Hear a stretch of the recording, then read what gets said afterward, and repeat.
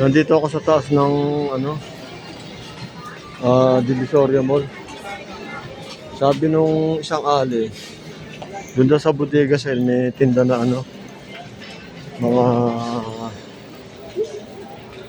yung lato-lato na may tangkay. Bodega sale daw. Ngayon tinanong ko doon sa security sa taas, third floor. Sa kabilang building naman daw. Titignan natin. Second floor. Kung merong nandun yung sinasabi nung ng bodega sale. Doon sa may kabila yun, para sa may Santa Elena. Tingnan natin sa kabila, sa may Santa Elena.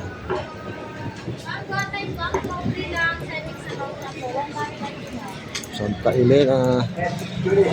Ano ba tayo rito? Ikot sa kabila.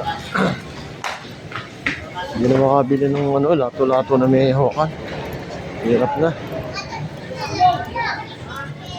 Naluwag ng parkingan,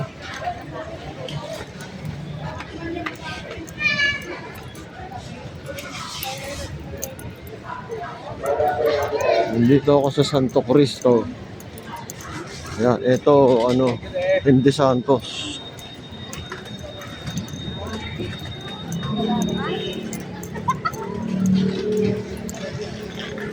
Maluwag pa rin na MD Santos kasi iba walang permit.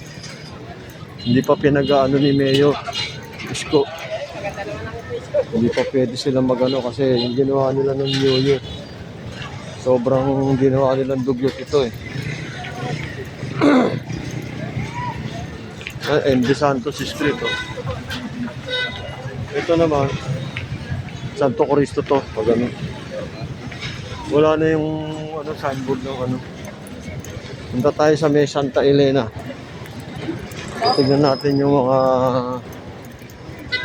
may lato-lato na may tangkay. Yun ang mabili ngayon kaysa yung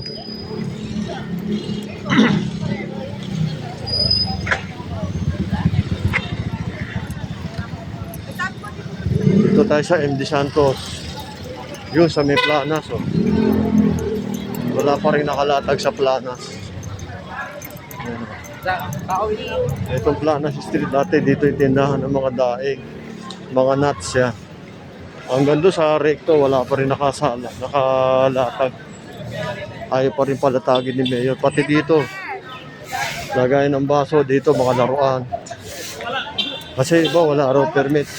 Kumuha muna sila ng permit. Dito kami pumapasok bumibili ng mga laruan. Sa ibaba ngayon pupunta ako sa Santa Elena. Baka makakita ako ng yung hinahanap kong laruan na mabili sana kaya lang nawala na yung stock. Nasa MD Santos ako tas kabila Tabora yan yun. Nili ko anong pick up na yun, yung van na yun, Tabora. Tapos kakaliwa ako doon Santa Elena.